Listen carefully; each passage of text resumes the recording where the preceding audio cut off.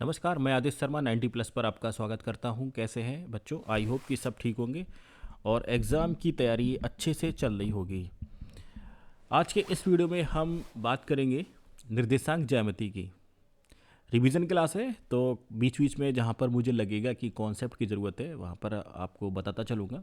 ठीक है, तो स्टार्ट करने से पहले सबसे पहले हम देखेंगे चतुर्थांश के बारे में सीखते हैं। ठीक, तो चतुर्थांश में बच्चों आपको पता ही होगा कि हमारे पास दो प्रकार की अक्षें होती हैं। ठीक है, एक क्षैतिज रेखा और एक आपकी ऊर्ध्वाधर रेखा।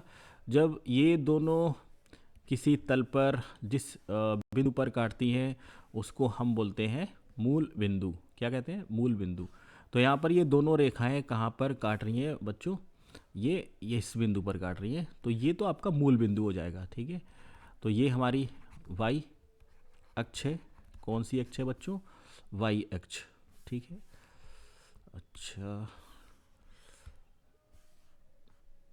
और दूसरी अक्ष हमारी x अक्ष है। ठीक है, तो मूल बिंदु के दाईं तरफ, ठीक है, कागज में क्या होता है, आपका जो दायां हाथ है वो दायां होता है, जो बायां है वो बायां। ठीक है, तो मूल बिंदु के दाईं तरफ जितने भी बिंदु हैं, ठीक है, एक्स अक्ष पर, वो सब धनात्मक लिए जाते हैं।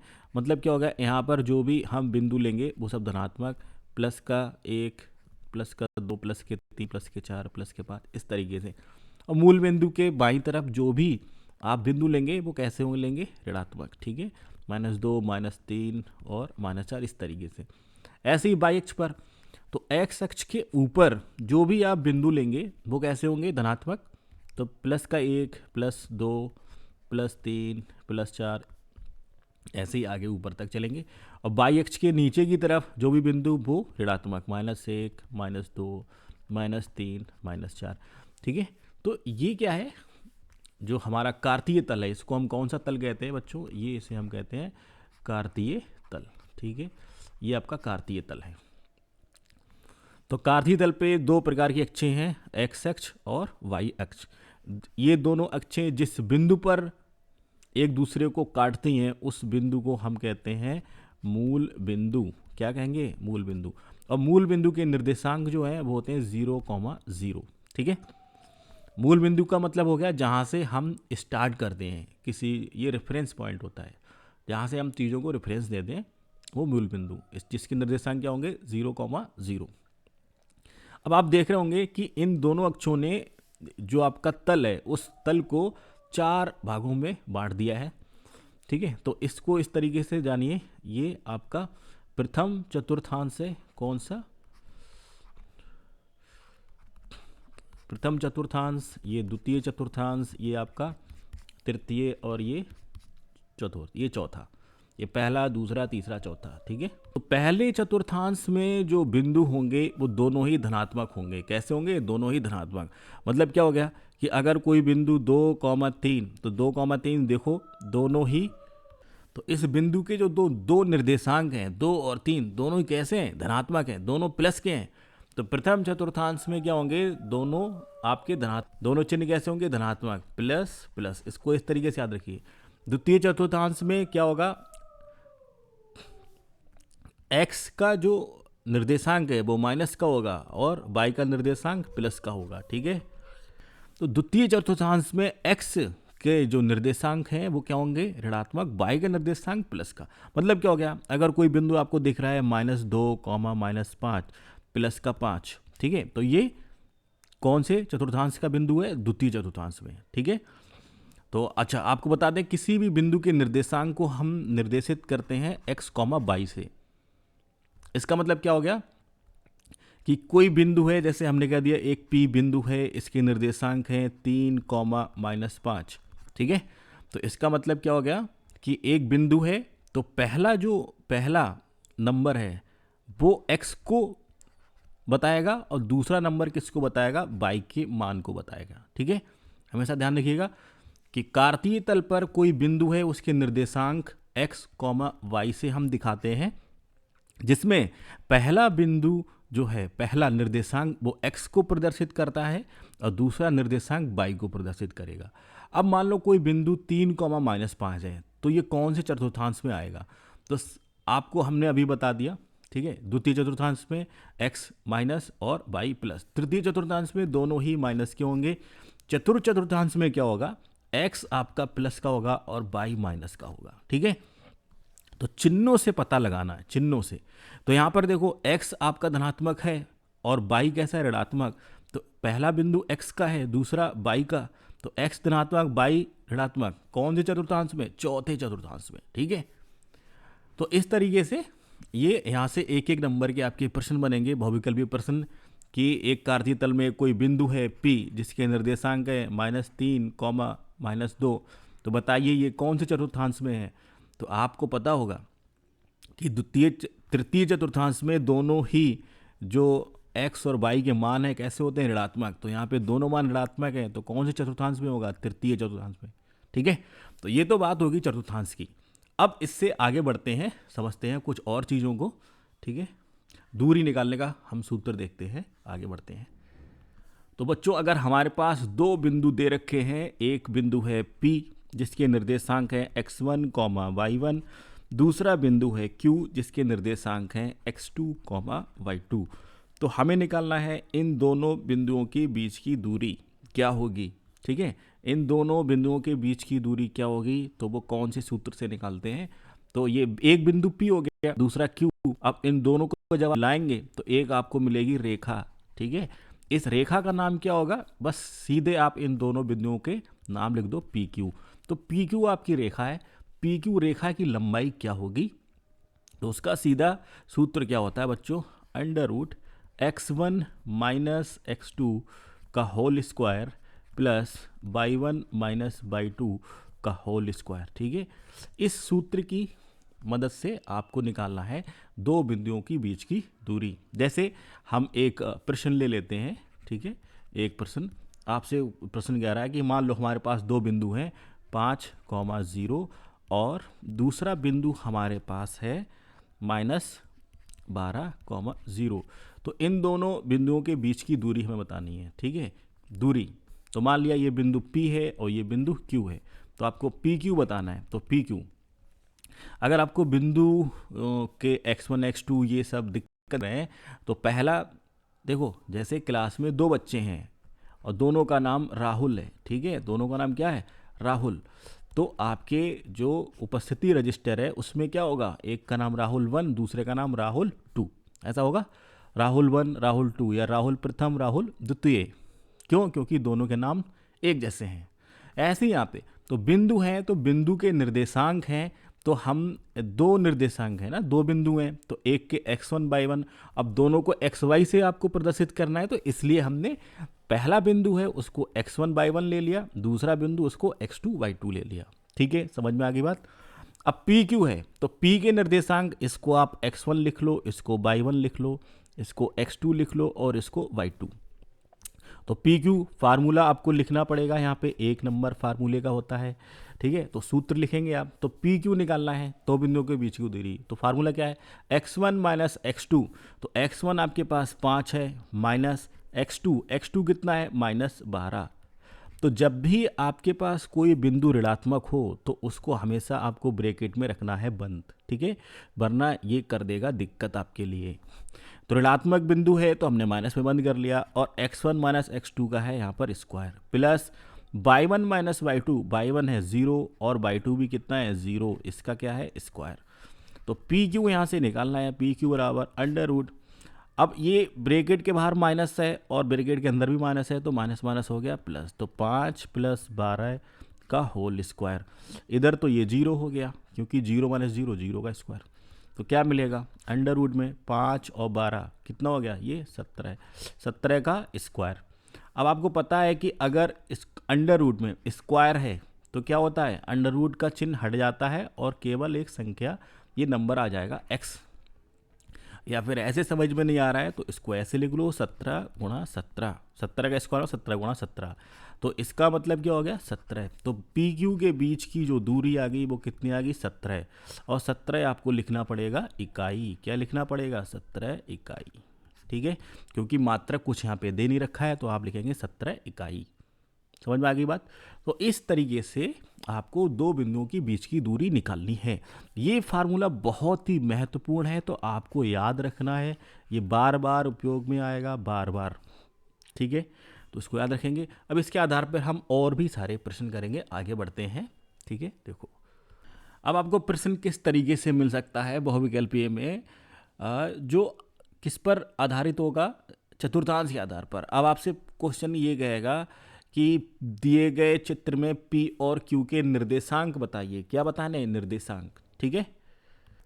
तो यहाँ पे निर्देशांक अभी हमने आपको बताया, निर्देशांक। तो किसी भी बिंदु के निर्देशांक बताने के लिए पहले आप x का मान लिखेंगे, उसके बाद y का मान लिखेंगे, ठीक है। तो x का मान लिख लेते हैं। चलो पहले हम बता देते हैं q का निर्देशांक। तो q में देखो, तो q के निर्देशांक देखो, पहले x को गिन लेते हैं। अब q तक पहुंचने के लिए o से आप चलेंगे x x पर। तो x x पर देखो भाई q कितनी दूर है? 2। तो x यहाँ पर x का मान हो गया 2, ठीक है। अब नीचे आ जाओ, q तक पहुँचने के लिए नीचे आना पड़ेगा। तो नीचे आप कितना चले? आप नीचे कहेंगे -3। तो है 2, -3, ठीक है। तो पहले x का मान फिर y का मान। तो q के निर्देशांक क्या हो गए? 2, -3। इसी तरीके से p के निर्देशांक आपको लिखने हैं। तो p के निर्देशांक यहाँ पे दिए हुए नहीं है, तो आपको अपनी तरफ से लिखना पड़ेगा। तो जो भी आपका छोटा स्क्वायर दिख रहा है, ये एक इकाई को प्रदर्शित कर रहा है। तो यहाँ पे ये 1, ये 2, ये 3 और ये कितना हो गया? 4। ऐसे यहाँ पे -1, -2, -3 और -4, ठीक है। तो आप देखो यहाँ पे p y अक्ष पर कितनी ऊंचाई पर है? तो आप कहोगे सर 4। तो y का मान कितना हो गया? 4। अब p x अक्ष पर मूल बिंदु से कितनी दूरी पर है? o से। तो आप देखो o से किधर जा रहे हैं? x अक्ष के बाईं तरफ जा रहे हैं। तो बाईं तरफ x कैसा होगा? ऋणात्मक। तो कितना दूर जा रहे हैं? -4। तो x है -4। तो यहाँ पे P बिंदु के निर्देशांक हो गए -4, 4। भाई आप x डायरेक्शन में, x की दिशा में, x के बाईं अक्ष पर कितनी दूर चले हैं? -4। तो -4 ऊपर मूल बिंदु से जो कुछ भी हम दूरियां नापेंगे मूल बिंदु से, तो मूल बिंदु से ऊपर बाई अक्ष पर आप कितना दूर चले हैं? तो आप कहोगे 4। तो भाई 4 लिख दिया यहाँ पे। तो P बिंदु के निर्देशांक हो गए -4, 4। इस तरीके से ग्राफ से भी आपसे प्रश्न पूछे जा सकते हैं, ठीक है। बहुत ही आसान प्रश्न था ये। अब आगे बढ़ते हैं अगले प्रश्न की तरफ। अब प्रश्न आपकी स्क्रीन पर है। प्रश्न कह रहा है x अक्ष पर एक बिंदु है जो बिंदुओं A और B से समदूरस्थ है, का निर्देशांक बताइए क्या होगा, ठीक है। तो पहले चीज तो आप ये समझ लो कि ये हमारे पास y अक्ष है और बच्चों ये कौन सी अक्ष है? x। तो अगर आपको जब भी कभी x अक्ष पर कोई बिंदु लेना हो, ध्यान से देखो, x अक्ष पर कभी भी कोई बिंदु लेंगे तो उसके निर्देशांक होंगे x, 0, ठीक है। और अगर हमें कभी y अक्ष पर कोई भी बिंदु लेना है तो उसके निर्देशांक होंगे 0, y। समझ में आ गई बात, ठीक है। x अक्ष पर कोई भी बिंदु, उसके निर्देशांक x, 0, और y अक्ष पर कोई भी बिंदु अगर आपको मानना है तो उसको हम मानेंगे 0, y। अब ऐसा क्यों कर रहे हैं? देखो ध्यान से, x अक्ष पर देखो y अक्ष है कहीं पर? नहीं है। अगर आप x अक्ष पर चल रहे हैं, मान लो कि आप यहाँ मूल बिंदु पर खड़े हैं। कहाँ खड़े हैं? मूल बिंदु पर, यहाँ पर। तो यहाँ से अगर सीधे x अक्ष पर आप चलते हैं तो आपको कहीं मुड़ना पड़ा y अक्ष की तरफ? नहीं। तो y अक्ष, y वैल्यू क्या हो गई? y का मान क्या हो गया? 0। तो केवल और केवल कौन सा मान है? x का मान है। इसीलिए x अक्ष पर y का मान क्या होता है? 0। तो x अक्ष पर अगर आपको कहीं पर भी कोई बिंदु लेना है तो उसके निर्देशांक होंगे x, 0, ठीक है। तो हमको इसी कॉन्सेप्ट का प्रयोग करना है और ये क्वेश्चन हमें हल करना है, ठीक है। तो देखो यहाँ पे ध्यान से, तो आपको x अक्ष पर कोई बिंदु लेना है तो हम यहाँ पे मान लेंगे, ठीक है। किस तरीके से हल करेंगे? आप लिखेंगे माना x अक्ष पर बिंदु, माना x अक्ष का वह बिंदु x, 0 है, ठीक है। x, 0। अब क्वेश्चन क्या कह रहा है? समदूरस्थ है। तो समदूरस्थ का मतलब क्या हो गया? जैसे एक कोई बिंदु मान लिया आपने P मान लिया, ठीक है। तो ये कोई बिंदु P है जिसके निर्देशांक है x, 0। अब इस P बिंदु से A और B की दूरी समान है, समदूरस्थ है। तो इसका मतलब क्या हो गया कि एक बिंदु यहाँ पर कोई A है, A के निर्देशांक 2, -5 है, और दूसरा बिंदु कोई B है जिसके निर्देशांक है -2, कितने 9, ठीक है। तो इस P बिंदु से इस A बिंदु की और B बिंदु की दूरी समान है। क्या है? समान है। तो हमें ये निकालना है। तो सिंपल सी बात है, आप क्या करेंगे, आप पहले पी ए निकालो। भाई P और A को जो आपने मिलाया तो कौन सी लाइन मिली? PA। P और B को मिलाया तो कौन सी लाइन मिली? PB। तो आपको क्या करना है, आपको पहले PA निकालना है, PB निकालना है। तो उस केस में PA बराबर क्या करना है? PB, ठीक है। तो यहाँ पर एक लाइन आपको और लिखनी पड़ेगी। क्या? देखो, ये लिखना पड़ेगा आपको, चूंकि बिंदु P A और B से समदूरस्थ है तब PA बराबर क्या होगा? PB, ठीक है। तो अब पहले हम यहाँ पे PA निकालेंगे। तो PA बराबर वही आपका फार्मूला कौन सा? x1 माइनस x1 प्लस, एक सेकेंड, x1 माइनस x2 का whole square plus y1 minus y2 का होल स्क्वायर, ठीक है। ये अब यहाँ पर देखो, अब कहोगे सर x1 x2 यहाँ पे क्या हमें लेना है? तो देखो, जब आप PA निकालेंगे, PA, तो PA के लिए P के निर्देशांक क्या है? P के निर्देशांक है x, 0। A के निर्देशांक क्या है? 2, -5। तब हम x1 y1, x2 y2, ठीक है। तो यहाँ पर ये आपका हो गया x1, ये y1, और ये x2, ये y2। तो PA के केस देखो, यहाँ पे हमारे पास x1 क्या है? x है। तो x और y1 कितना है? x1 माइनस x2 कितना है? 2। तो x माइनस 2 का होल स्क्वायर प्लस y1 कितना है? 0। y2 कितना? -5। तो माइनस माइनस क्या हो गया? प्लस, और इसका स्क्वायर लगा देना है, स्क्वायर रूट, ठीक है। इसको सरल कर लो, x माइनस 2 का होल स्क्वायर। तो PA बराबर x माइनस 2 का होल स्क्वायर क्या होगा? इसको ऐसे ही रहने दो, x माइनस 2 का होल स्क्वायर प्लस 5 का स्क्वायर कितना हो गया? 25, और ये यहाँ पर स्क्वायर रूट, ठीक है। इसी तरीके से हम निकालेंगे PB। क्या निकालेंगे? PB। तो अब हम निकालेंगे PB। तो PB के लिए देखो कौन कौन से बिंदु यहाँ पर प्रयोग में आ रहा है? P और B। तो P के निर्देशांक है x, 0, और B के निर्देशांक है -2, 9। तो यहाँ पर ये x1, ये y1, ये x2 और ये y2, ठीक है। तो वही फार्मूला PB बराबर under root x1 minus x2, ठीक है। तो x1 हमारे पास x है, और माइनस माइनस प्लस हो जाएगा, -2 है। ये -2 है, इससे पहले माइनस लगेगा फार्मूले का, तो ये प्लस का square plus y1 minus y2, तो 0 - 9 का स्क्वायर, ठीक है। तो यहाँ से बच्चों PB बराबर आपके लिए क्या मिलेगा? अंडर रूट x प्लस 2 का होल स्क्वायर, और ये क्या हो जाना है? प्लस का -9 का स्क्वायर करेंगे तो -9 का स्क्वायर कितना आएगा? ये 81। चाहे संख्या ऋणात्मक हो या धनात्मक हो, उसका वर्ग जो है वो कैसा मिलेगा? धनात्मक। तो 9 का वर्ग कितना? 81। तो यहाँ पे 81। अब दोनों को बराबर कर देना है। तो PA बराबर PB, यहाँ पर क्या कर देना है? PA बराबर PB। तो यहाँ पर भैया बराबर कर दो, ठीक है। तो इसका मतलब क्या हो गया? अंडर रूट में x माइनस 2 का स्क्वायर प्लस 25 बराबर है किसके? अंडर रूट में x प्लस 2 का स्क्वायर और प्लस 81, ठीक है। दोनों पक्षों का वर्ग करेंगे। दोनों पक्षों का वर्ग क्यों करेंगे?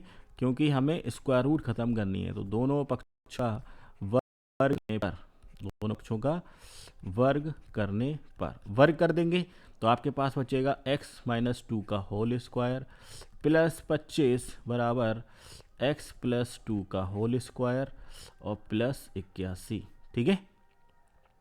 तो इसको सरल कर लेते हैं। तो सरल करेंगे तो देखो 25 उधर जाएगा, 81, तो यहाँ पे देख लो, पे यहाँ पे होल स्क्वायर आप खोलोगे तो आपको मिलेगा x स्क्वायर प्लस 4 और माइनस का 4x प्लस 25 बराबर x स्क्वायर प्लस 4 और प्लस का 4x प्लस 81, ठीक है। तो देखो यहाँ पे दोनों जहाँ पर एक जैसे पद हैं वो कट जाएंगे, तो यहाँ पर एक्स स्क्वायर से एक्स स्क्वायर कट जाएगा। बाकी पदों को आप सरल कर लो, 25 और 4 29, तो यहाँ पे 29 माइनस 4x बराबर है किसके, 81 और 4 85 प्लस 4x। ठीक है, इसको हम सरल करेंगे, तो सरल करेंगे तो आपको कुछ इस तरीके से यहाँ पे मिलेगा। देखो सरल करेंगे तो ये 29 माइनस 4x, 4x जाके उधर x को एक तरफ ले जाओ। ठीक है, तो ये क्या हो जाएगा 8x, 8x बराबर 29 माइनस 85, तो कितना आएगा यहाँ पे, तो सरल कर लेंगे तो यहाँ पर ये बचेगा माइनस का 56। ठीक है, तो जगह कम बच रही है बच्चों यहाँ से, तो मैं थोड़ा सा पार्ट इरेज कर दे रहा हूँ, मैं प्रश्न को डिलीट कर दे रहा हूँ। ठीक है, या यहीं पर हो जाएगा। देखो 8x बराबर कितना आ गया, 8x बराबर हमारे पास आ गया 8x बराबर माइनस का 56, और x बराबर आ जाएगा माइनस का 56/8, तो मिलेगा माइनस का 7। तो x बराबर कितना आ गया, -7। तो हमारे बिंदु हमने क्या माना था, बिंदु था x, 0, तो आप लिखोगे अतः बिंदु है, बिंदु कौन सा है, अतः बिंदु कौन सा, -7, 0 है। ठीक है, तो ये आपको इस तरीके से समदूरस्थ वाले प्रश्न ऐसे करने हैं। ठीक है, तो अगर कहीं पर लिखा है y अक्ष से समदूरस्थ है, तो हम बिंदु क्या मानेंगे, y अक्ष पर समदूरस्थ है, तो y अक्ष पर कोई बिंदु आपको लेना पड़ेगा P0, y, और सेम बिल्कुल ऐसे ही आपकी प्रोसेस रहेगी उसको सॉल्व करने की। इससे संबंधित और भी प्रश्न हैं जो हमने पहले कराए हैं, उसका वीडियो लिंक हम आपको नीचे डिस्क्रिप्शन बॉक्स में दे देंगे। और वीडियो ज़्यादा लंबा ना हो जाए उसके लिए मैं आज यहीं पर इसको रोकता हूँ, क्योंकि बच्चे ज़्यादा लेंथी वीडियो देखना पसंद नहीं करते हैं। और फिर से कल से अगले वीडियो में आपसे मुलाकात होगी अच्छे प्रश्नों के साथ। आज थोड़ा से बेसिक प्रश्न पर चर्चा हुई थी, तो जो बच्चे ये जानते हैं, ठीक है, तो उनके लिए परेशान होने की ज़रूरत नहीं है। कल से अच्छे क्वेश्चंस पर हम डिस्कस करेंगे। मिलते हैं नेक्स्ट वीडियो में, तब तक के लिए तैयारी कीजिएगा। चैनल पर नए हैं तो प्लीज़ इसको सब्सक्राइब करना मत भूलिएगा, और वीडियो अच्छा लगा है तो उसको लाइक भी कर दीजिएगा, दोस्तों के साथ भी शेयर कीजिएगा, और बने रहिए 90+ पर। Thank you so much.